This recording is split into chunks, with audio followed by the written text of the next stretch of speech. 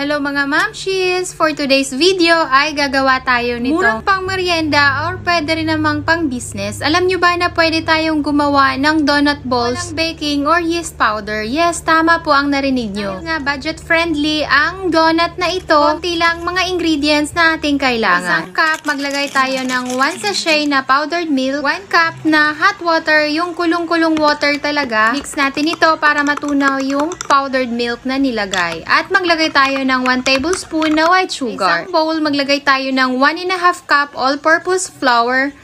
I-add natin yung milk na ating tinunaw. I-mix natin ito ng mabuti hanggang sa ma-absorb ng harina yung ating gatas na nilagay. Sa malinis na flat surface, ilagay natin ito at ininid natin ito gamit ang ating malinis na kamay. Sa una, madikit talaga siya, pero add lang kayo ng add ng harina dito hanggang hindi na siya dumikit sa kamay nyo. Continue lang tayo sa pagmamasa hanggang sa makuha natin yung right na consistency. Ihampas-hampas nyo lang yan siya dyan. Kapag feel nyong madikit pa talaga siya, magdagdag pa kayo ng harina. Kapag ganito na, wala nang dumidikit sa kamay mo, it means okay na yan. I-rest muna natin itong ating dough. Pagkatapos ay magka-cut lang tayo dito ng cheese na pang filling natin dito sa ating donut balls. Konti lang muna ang ikakat kong cheese kasi di ko pa alam ilang pieces of donuts ang magagawa ko. So kung kulang pa, mag-cut na lang kayo ulit. So okay na ito. Ngayon naman ay magsuscoop na tayo nitong ating dough. Gumamit kayo ng scooper para pantay-pantay yung size ng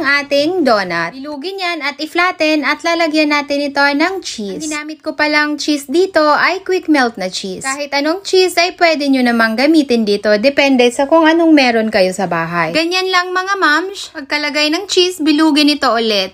Ganyan lang kadali, okay? At the same procedure sa lahat ng ating dough, yun, the same pa rin yung gagawin natin. Flatten, tapos lagyan ng cheese at bilugin ito ulit. So, ayan, ready na ang ating mga donut balls for frying. Isang malalim na pan, maglagay tayo dito ng oil. Painitin ito kapag mainit na. Ilagay ang apoy sa low heat at prituhin lang ito hanggang mag-golden brown itong ating mga donut balls. Kailangan sana ay naka-deep fry ito, kaya lang syempre nagtitipid tayo sa oil, kaya di siya naka-deep fry. So, ang gagawin nyo, bali-baliktarin nyo na lang hanggang sa makuha nyo yung golden brown na kulay niya. So, kapag ganito na ang kulay mga moms, yung medyo golden brown na siya, tanggalin na ito sa apoy at pwede na natin itong iserve. Para mas presentable itong tingnan, i-coat natin ito sa powdered sugar. Ito naman ay optional lang. Wala naman kayong powdered sugar, wag nyo na lang lagyan. Pwede rin na kayong maglagay dito yung regular na sugar. So ayan, di ba mas kaaya-aya siyang tingnan kung ibebenta nyo, kung lalagyan nyo ng powdered sugar. So ayan, ready na ang ating cheesy donut.